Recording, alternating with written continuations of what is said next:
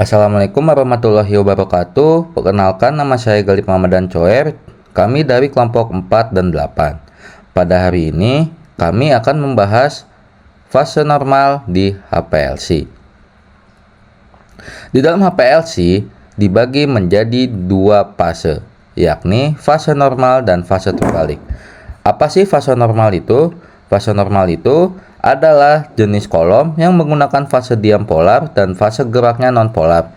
Prinsip kerjanya mengandalkan interaksi senyawa dengan fase diam berdasarkan polaritasnya.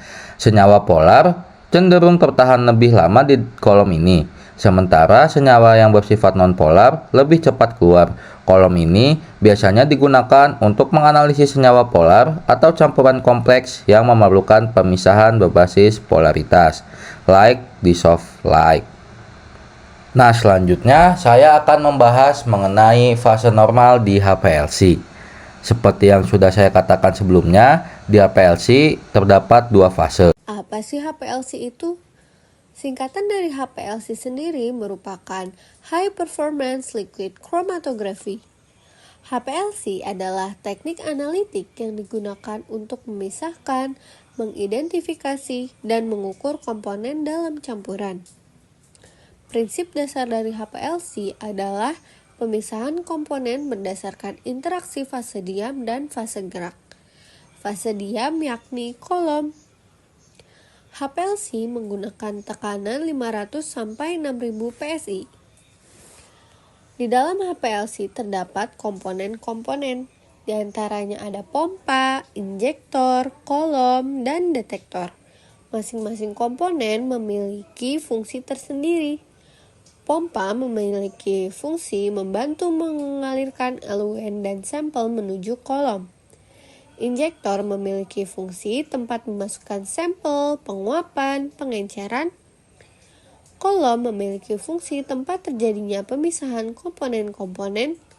Dan detektor berfungsi untuk mendeteksi dan mengukur konsentrasi komponen-komponen yang dipisahkan selama proses kromatografi. Kolom memiliki dua jenis fase berdasarkan pemisahannya, yakni kolom fase normal dan kolom fase terbalik. Pada kolom fase normal, fase gerak yang umum digunakan bersifat nonpolar, fase diam bersifat polar, dan analit bersifat nonpolar. Sehingga sampel yang biasa digunakan dalam fase normal bersifat polar. Karena kolom sendiri bersifat polar, sehingga sampel akan lebih lama tertahan di dalam kolom yang menyebabkan pemisahan terjadi secara sempurna. Contoh fase diam yang bersifat polar yakni silika gel. Lanjut, kolom fase terbalik. Kolom fase terbalik untuk fase gerak bersifat polar, fase diam bersifat non-polar, dan analit bersifat polar. Sampel yang umum digunakan dalam fase terbalik bersifat non-polar karena kolom bersifat non-polar. Contoh fase diam non-polar di antaranya ada C18, C8. Prinsip kerja fase normal ini adalah memisahkan senyawa berdasarkan polaritasnya dengan menggunakan fase diam polar, misalnya silika SiOH dan alumina, dan fase geraknya bersifat nonpolar seperti N-heksen dan toluen. Senyawa polar akan berinteraksi lebih kuat dengan fase diam, sehingga elusi yang dihasilkan lebih lambat, sedangkan senyawa nonpolar akan terelusi lebih cepat. Sekian, terima kasih. Perkenalkan, nama saya Aufa Sekar Suro Abdi Projo dengan nomor presensi 5. Saya akan menjelaskan skema HPLC serta kelebihan dan keterbatasannya menggunakan fase normal. Ketika analis menggunakan HPLC fase normal, mereka menginjeksikan analit dan analit tersebut akan melalui kolom. Selama perjalanan, senyawa tersebut bergerak dalam fase gerak melalui pelarut nonpolar seperti N-heksana. Setelah keluar dari fase ini, senyawa memasuki fase diam yang memiliki molekul silika. Jika molekul dalam senyawa tersebut bersifat polar, artinya memiliki muatan negatif dan positif, molekul tersebut akan terhubung dengan molekul silika polar. Molekul nonpolar yang memiliki muatan yang sama akan bergerak maju. Umumnya, senyawa polar dalam campuran yang dilewatkan melalui kolom akan diabsorpsi lebih kuat ke silika polar daripada senyawa nonpolar. yang akan melewati kolom lebih cepat dan akan dielusi lebih cepat daripada senyawa polar. Untuk bagian utama dari skema HPLC sendiri, pertama terdapat pompa yang digunakan untuk mengalirkan eluen sampel ke dalam kolom. Kedua, ada injektor yang digunakan untuk memasukkan sampel. Ketiga, ada kolom yang berfungsi sebagai tempat terjadinya pemisahan komponen-komponen berdasarkan kepolarannya. Dan yang keempat, adalah detektor yang digunakan untuk mendeteksi dan mengukur komponen-komponen yang dipisahkan selama proses kromatografi. Sekian penjelasan mengenai skema HPLC. Halo, nama aku Kamila. Di sini aku akan membahas tentang fase diam dan fase gerak dari HPLC fase normal. Yang pertama yaitu fase diam. Fase diam yang berupa kolom merupakan tempat pemisahan campuran atau sampel berdasarkan perbedaan polaritas. Fase diam dalam HPLC fase normal bersifat polar, di mana dalam HPLC fase normal digunakan untuk sampel yang bersifat lipofilik atau sampel yang cenderung tidak larut dalam air atau pelarut organik polar. Contoh dari fase diam yang digunakan dalam HPLC fase normal yaitu silika murni, zirkonia, alumina, serta gugus senyawa organik seperti amino dan siano. Yang kedua adalah fase gerak. Fase gerak atau eluen merupakan pelarut yang berfungsi untuk membawa sampel atau analit menuju kolom. Fase gerak dalam HPLC fase normal bersifat non-polar, di mana fase gerak harus dapat melarutkan sampel serta dapat berinteraksi dengan kolom agar terjadi pemisahan. Contoh dari fase gerak pada HPLC fase normal yaitu pelarut hidrokarbon dengan senyawa polar seperti heksan dengan metanol, atau dapat juga dengan menggunakan pelarut terklorinasi seperti metilen chloride. Halo semua, nama aku Mardi dan aku akan menjelaskan tentang optimasi metode normal phase HPLC. Dalam optimasi metode ini, ada 3 parameter utama dan 1 parameter tambahan yang dapat kita atur. Yang pertama adalah laju alir. Laju alir mempengaruhi waktu retensi dan juga efisiensi pemisahan. Sehingga laju alir yang tinggi akan mengurangi waktu analisis. Tetapi bila terlalu tinggi akan menyebabkan penurunan resolusi karena solut tidak berinteraksi optimal dengan fase diam. Kemudian, laju alir yang rendah akan memperpanjang waktu analisis. Yang kedua ada suhu kolom. Suhu mempengaruhi viskositas pelarut dan juga interaksi solut dengan fase diam. Sehingga peningkatan suhu akan mempercepat analisis.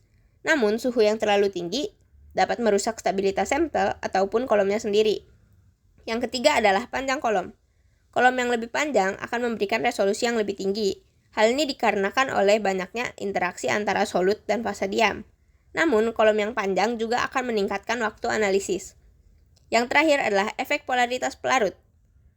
Polaritas pelarut ini mempengaruhi interaksi solut dengan fase diam. Pelarut yang lebih polar akan menyebabkan elusi lebih cepat dan resolusi lebih rendah. Sebaliknya, pelarut yang kurang polar akan meningkatkan interaksi solut dengan fase diam sehingga memperpanjang waktu retensi dan meningkatkan resolusi. Halo teman-teman, nama aku Kayla. Nah, kali ini aku akan ngejelasin pemilihan kolom HPLC. Nah, berikut ini ada beberapa jenis kolom yang dapat digunakan untuk HPLC fase normal atau normal phase. Nah, yang pertama itu ada kolom silika. Kolom silika ini adalah jenis yang paling dasar dan paling umum digunakan untuk normal phase atau fase normal. Silika gel memiliki polaritas tinggi karena adanya gugus silanol atau OH di permukaan. Kolom ini sangat baik untuk memisahkan senyawa yang memiliki berbagai polaritas. Nah, yang kedua itu ada kolom silika yang dimodifikasi dengan cyanopropil atau kolom cyano.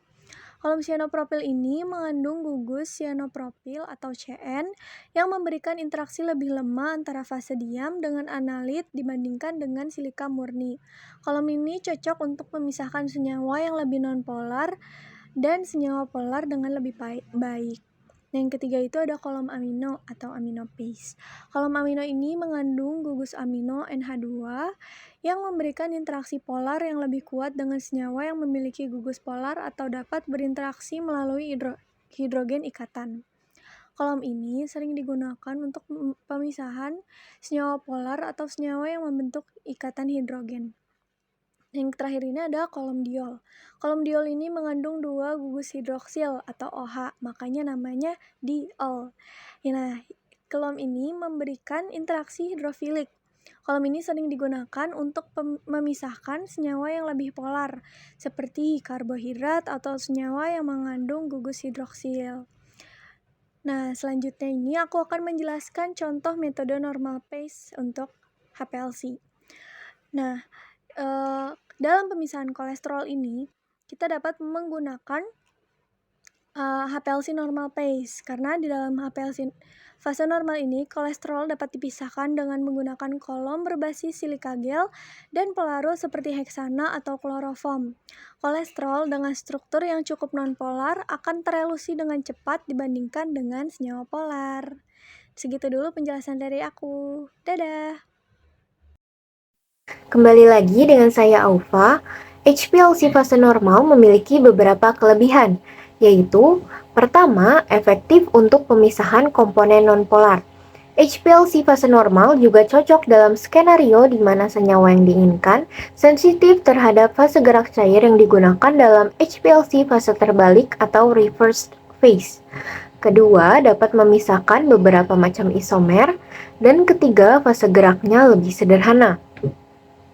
Sementara untuk keterbatasannya adalah pertama, kebutuhan pelarut nonpolar, kedua, penonaktifan silika oleh air, ketiga, stabilitas pH yang terbatas, dan yang keempat adalah masalah kompatibilitas dengan beberapa pelarut. Sekian kelebihan dan keterbatasan dari HPLC fase normal. Halo teman-teman, perkenalkan nama aku Muhammad Zaki Sani. Di sini aku akan menjelaskan mengenai solusi dari troubleshooting. Pertama, melakukan pemeriksaan kebersihan kolom. Pemeriksaan kebersihan kolom menjadi langkah awal yang sangat penting dalam troubleshooting. Kolom HPLC yang kotor dapat secara signifikan mempengaruhi kualitas pemisahan dan kinerja analisis. Yang kedua adalah pengubahan komposisi fase gerak. Pengubahan komposisi fase gerak merupakan strategi kedua yang efektif untuk meningkatkan resolusi dan selektivitas pemisahan. Yang ketiga, ada optimasi kondisi operasional. Optimasi kondisi operasional menjadi langkah penting dalam troubleshooting.